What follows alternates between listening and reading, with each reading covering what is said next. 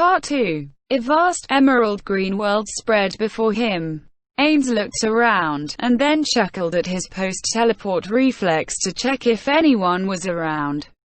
If there was anyone that Ains need to look out for, they would have attacked long ago, without giving him the chance to look around. For security's sake, he had also chosen to teleport to a point over 2 kilometers away from Shaltia. While he had already checked the surroundings with magic, there was no way to completely guarantee that the world-class item user who had mind-controlled Shaltia was not around. However, in the end all he could do was try not to worry unnecessarily. As Ains rounded his shoulders in relief, he looked behind, to the two people that were following him. "Let's split up here," he told Aura and Mare. They were the only two people whom Ains had permitted to walk with him before the impending battle.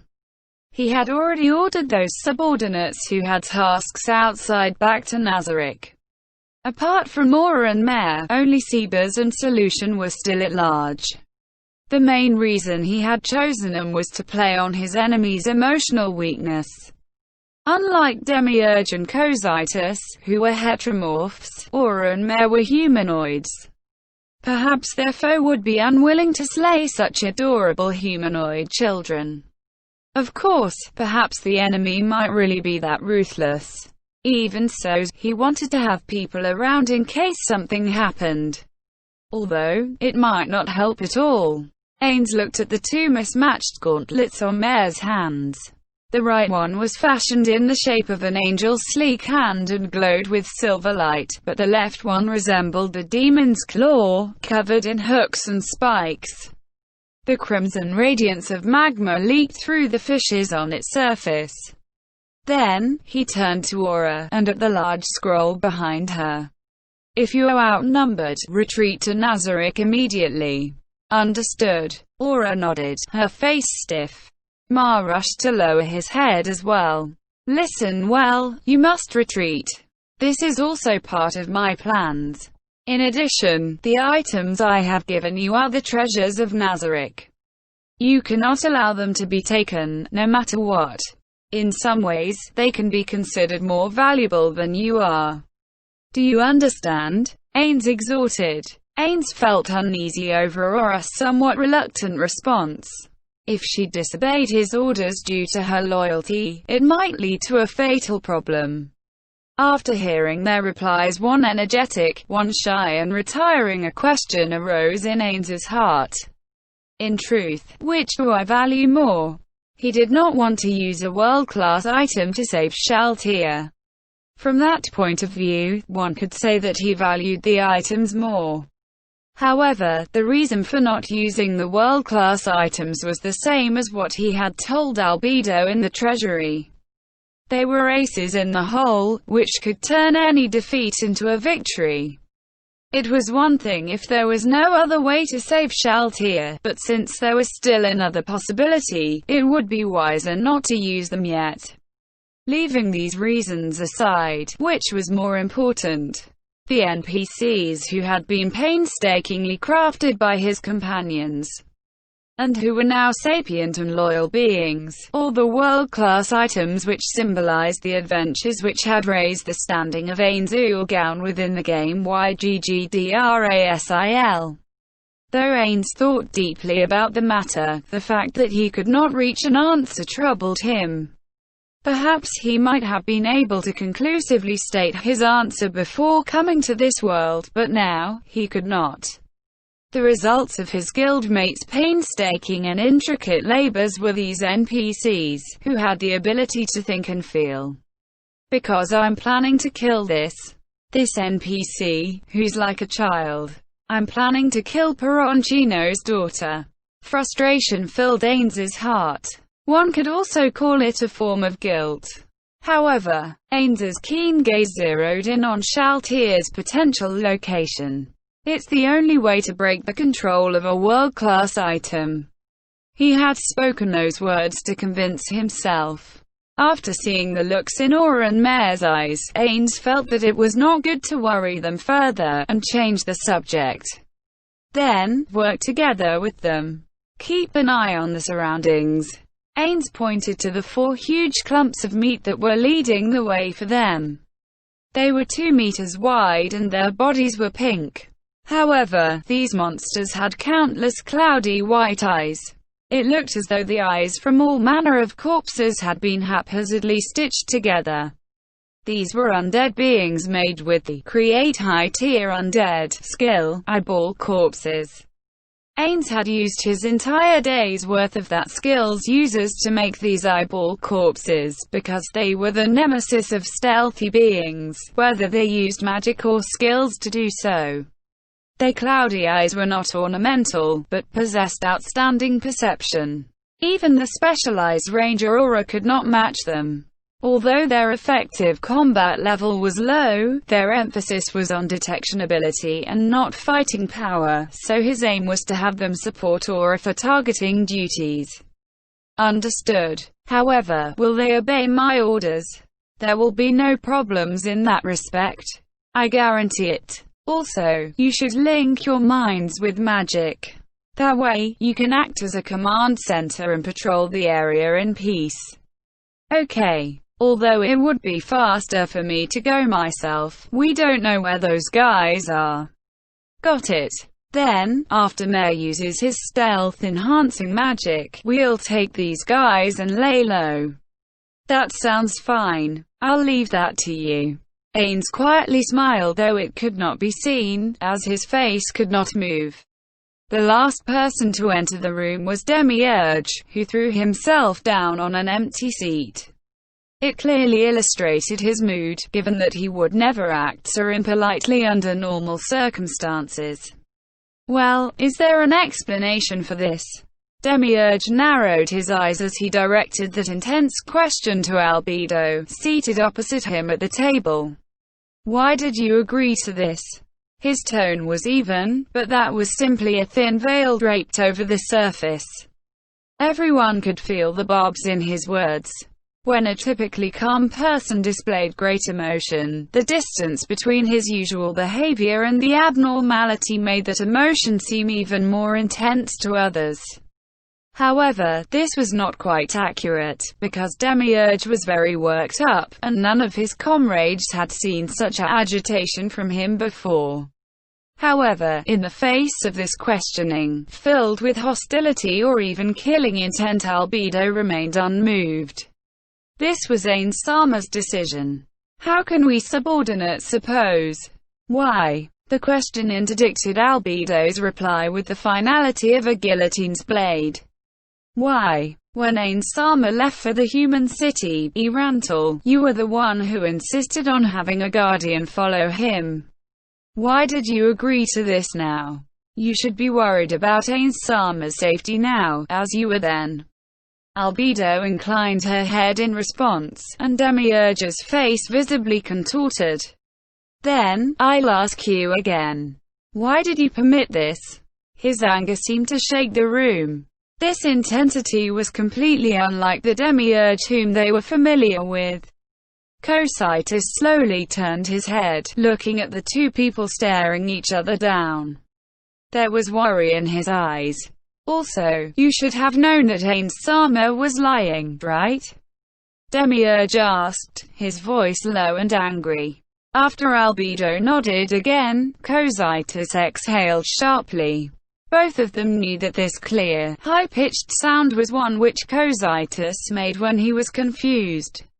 Earlier, you said that Ain Sama told you his reasons for leaving alone, but do you not find it strange, from Ain Sama's point of view, sequential attack would be safer? We could attack in waves and wear down Shaltier's HP and MP. You're right, Cositus. There is no way Ain Sama would not be able to think of a strategy that we could easily come up with. In other words, Ain Sama was deliberately lying, to hide something else. What reason is That I have no idea, which is why I'm asking. Since you did not know the reason, why did you let Ain Sama go alone? It's because Ain Sama now is a completely different person from how he was several days ago. Demiurge opened his narrowed eyes slightly to show that he was confused by this, as though asking Albedo to continue her explanation. At that time, Ain Sama did not seem like a man, but instead, how shall I put it? Yes, this might sound disrespectful, but at that time, he looked just like a child who was trying to run away. WuxRWorldAudio.com. I did not feel that at all. Were you mistaken, perhaps? Demiurge shifted his gaze to the crystal monitor within the room. Its surface displayed the form of his master walking deeper into the forest. Really now? I don't think I would be mistaken about the look on the face of the man I love. Albedo was looking at the crystal monitor as well, with the look of a love-struck maiden on her face. However, that expression only angered the already frustrated Demiurge. Then, what? What about this expression? Right now, Ain Sama has a look of great conviction on his face. As a woman, perhaps it is disloyal to think in this way, but when I know that my beloved master intends to see through his conviction to the end, I will not say anything more. Also, Ain Sama has promised me that he will return to this place once more. Once he saw that Albedo was not going to continue, the visibly displeased Demiurge cut loose. This is naive. This is irrational. You're just making decisions based on your feelings. Ain Sama is the final supreme being who remained here. Once we know his life is in danger, it is our duty to eliminate that danger. Even if we are rebuked for it, even if we should perish by doing so, we should still take action, should we not? There was a thumping sound as Demiurge sprang up. Where are you going? Demiurge's voice was quite calm as he turned to leave. Need you ask? Obviously it is to send my minions. Demiurge sensed something running toward him and turned to look. He saw Cocytus, brandishing a divine class weapon. I see. So the reason you summoned me here and ordered me to this place was for this, was it not, Albedo? Indeed, Demiurge. The 7th floor is already locked down in the names of myself and Ain Sama, and we have control of all the vassals. Need I tell you whose orders they will obey? Foolishness. How will you take responsibility if Ain Sama perishes? Ain Sama is the last remaining entity to whom we can pledge our loyalty. Ain Sama will return. How can you be so sure of that? Demiurge's eyes went wide, but there were no eyeballs within his eye sockets. Instead, he had gemstones, which lacked pupils or sclera, but which were intricately cut with countless sparkling facets. Believe in your master. This is our purpose, as those who were created by them. Demiurge's mouth had been opening and closing all this time, but now he firmly shut it. This was because he felt she might be right. The NPCs of Nazarick were absolutely loyal to the 41 supreme beings, but the way in which they expressed their devotion varied from person to person. Thus, it was natural that Demiurge and Albedo might have different opinions on how to show their loyalty. However, Albedo's idea of loyalty rocked Demiurge to the core. Even so, he was still worried, and because the uneasiness in his heart had not vanished, he had given voice to those words. If Ain Sama vanishes like the other supreme beings, who shall we be loyal to? We were created to be loyal to them, but once we lose that value, what reason is there for us to exist? As though to cover up his own emotions, Demiurge forcefully sat himself back on the chair, completely unlike how he usually was. If anything happens to Ain Sama, you will resign your post of Guardian Overseer. Demiurge. You dare ask Albedo to resign the position of Guardian Overseer, which the Supreme Beings gave This is treachery. Albedo's response to the astonished Cositus was a simple smile. That will be fine. However, Demiurge, if Ains Sama returns safely, you will obediently yield to me if a similar situation occurs. Of course. Then, Cositus, what do you think of Ains Sama's odds?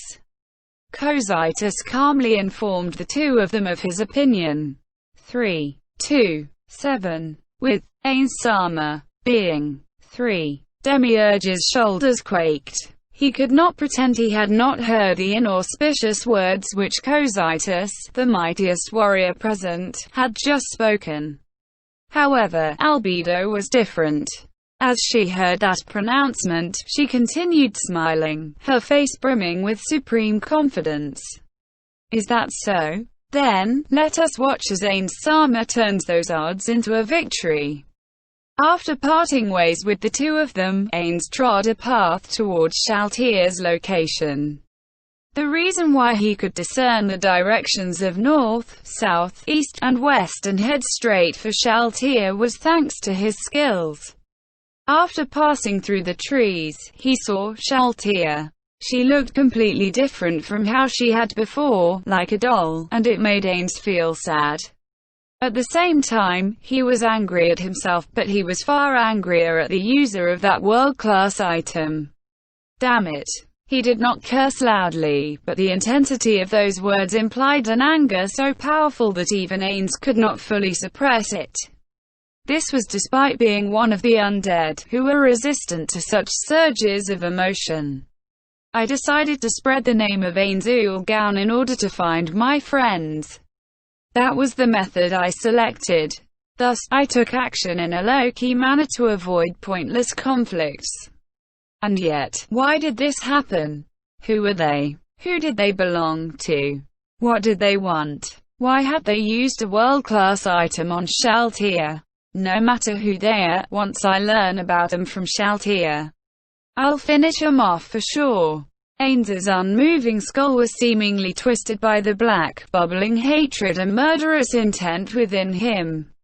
You will deeply regret your foolishness. If it is a fight with Ains Ulgaun you want, then a fight you shall have.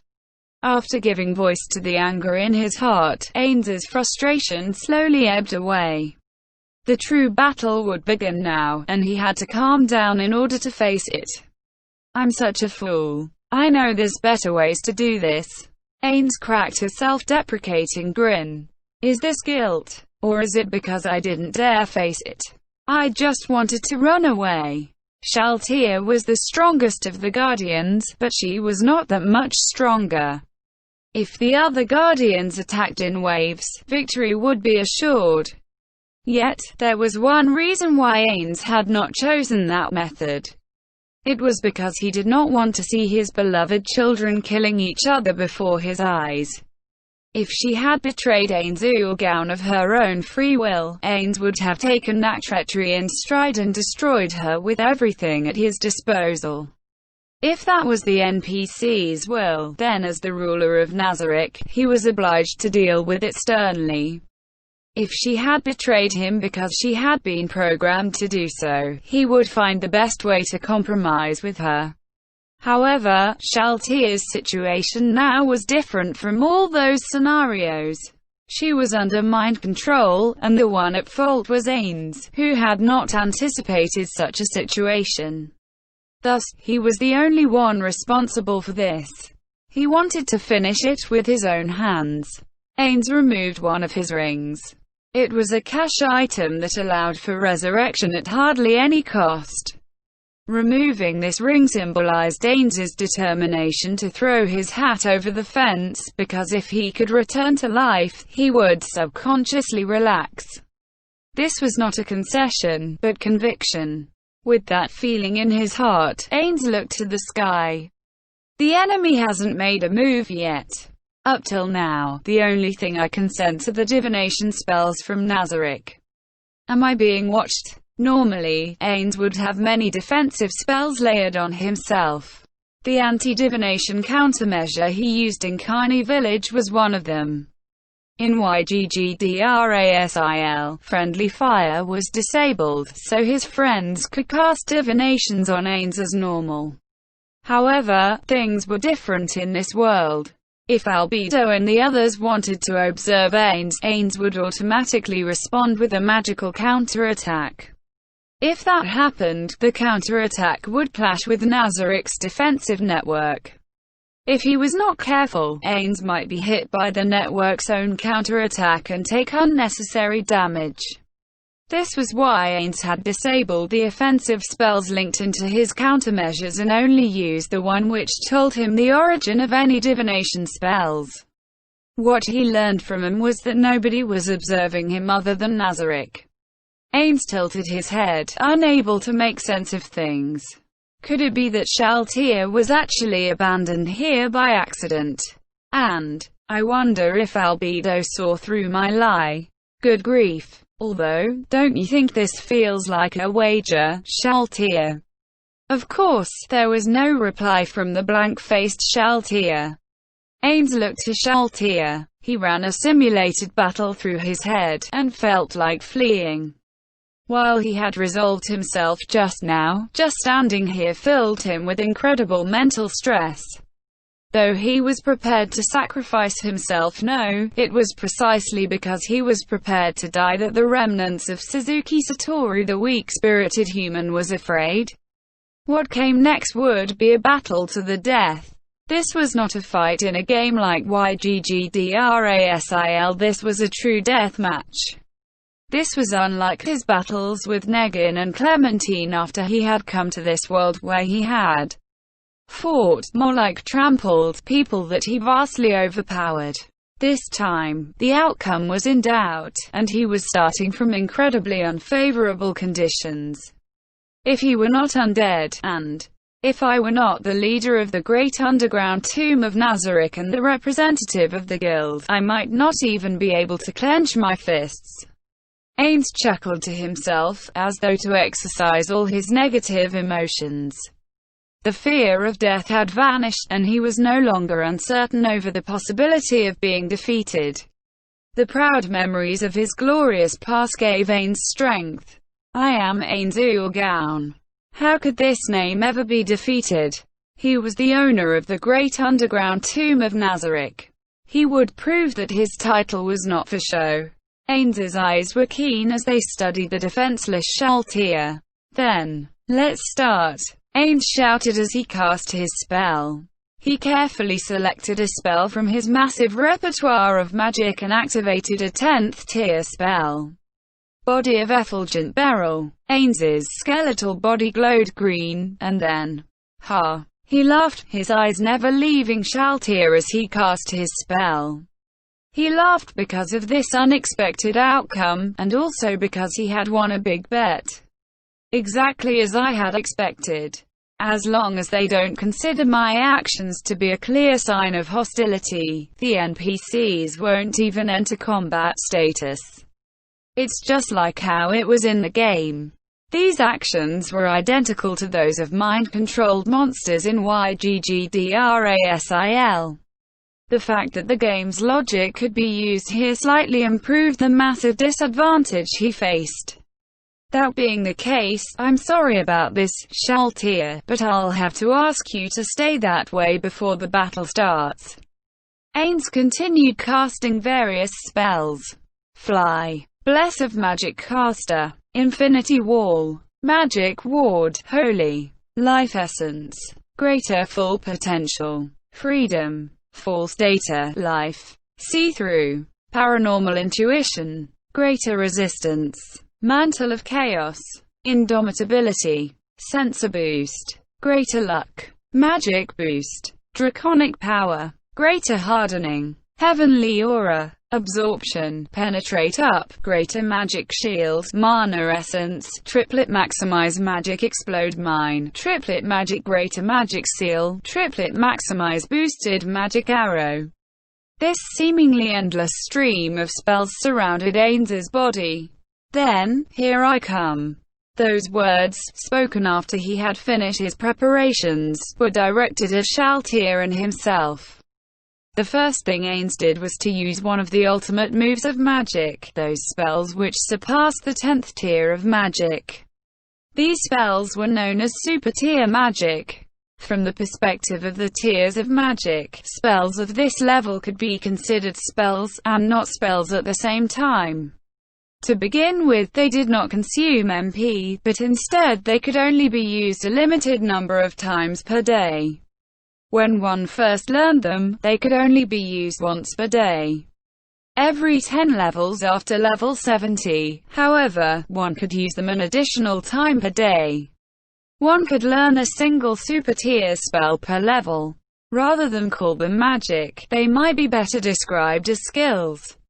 In other words, the average player could only use 4 super tier spells per day at level 100.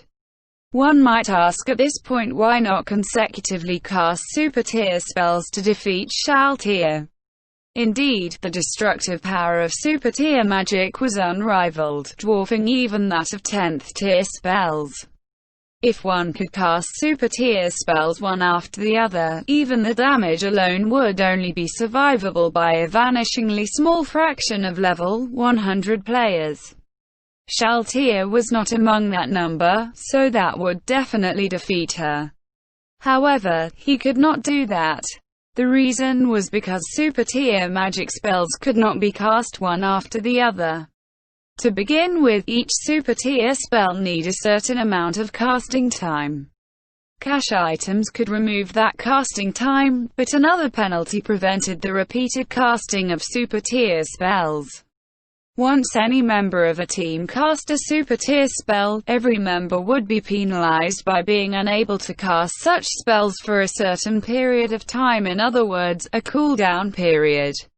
This restriction was put in place to prevent guild wars from being decided by who could vomit out the most super tier spells. In addition, this cooldown period could not be eliminated by any skill or cash item. Thus, when PvPing, the party which cast a super tier spell first was often considered an idiot. After all, defeat was likely when one expended a trump card without properly understanding one's foe. The fact was that there were very few PvP battles where the victors were the first to cast super tier spells. Yet, Ainz's first move was to cast such a spell. There was no frustration or confusion on his face. A calm, steady light glowed within his eye sockets. A gigantic dome-shaped magic circle appeared around Ainz, extending about 10 meters away from him. The magic circle shone a brilliant white, and translucent diagrams of characters and symbols appeared. These images changed ceaselessly, with kaleidoscopic speed, differing from second to second. Ainz could have used a cash item to instantly cast the super tier spell, but he did not do so. Instead, his eyes moved from Shal tier to his surroundings. No ambushes. Or are they watching from afar? This should be the best time to attack, right? Magic casters who were preparing a super tier spell suffered from lowered defenses. In addition, the super tier spell would self-terminate if the caster took a certain amount of damage. Thus, the basics of casting super tier spells included protecting the caster with several friends. In other words, now was the best time to attack Ainz, who was alone. However, there was no change in his surroundings. Was I being paranoid? Ainz laughed, and then shrugged. It was just a hunch, but Ainz was quite sure that Shal tier had not been staked out as bait but simply abandoned here. What is all this, anyway? I don't have the eyes of God, so I can't see through everything. If I did, perhaps things might not have ended up like this. Ainz rotated his shoulders in an exaggerated way as he muttered to himself. He could not move around freely while casting a super tier spell. All he could do was stand there like a dummy and wait for time to pass. In order to effectively make use of his time, Ainz pulled out a thin strip of curved metal from his pocket dimension. When he placed it on his wrist, the strip curled and fastened itself to him. There was a row of characters on the metal strip which changed as every second passed. Needless to say, it was a watch. Ains placed his fingertip on the metal strip, touching the displayed characters. The timer set. Manga animation.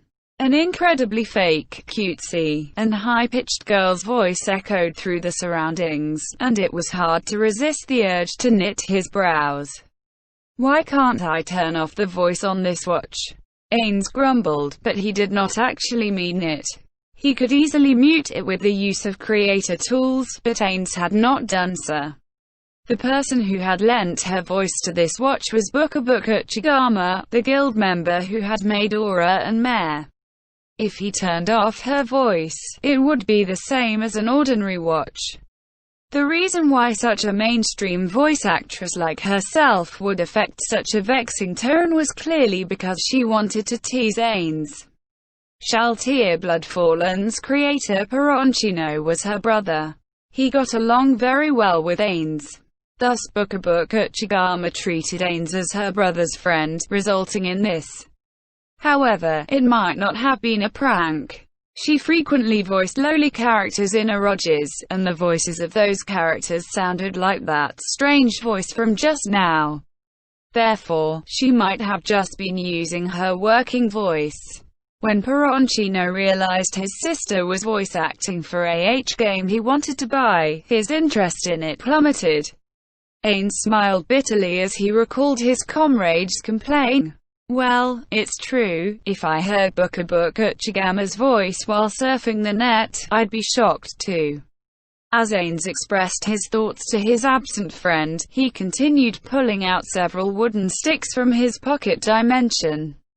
They were about 15 centimeters long and flattened out, and each of them was inscribed with characters which read, Tsukiyomi, How Yizbo, Earth Recover, Iron Fist of the Schoolmarm, and Saran. There were several slots for scrolls on his belt. He quietly inserted the sticks into these slots, memorizing their position as he did so. These preparations took time, and when they were complete, the blue light of the magic circle intensified, indicating that the super tier spell was ready to be cast. Then, let's go. Having steeled his heart, a look of conviction filled Ains's eyes. Super tier spell, Fallen Down, End Chapter.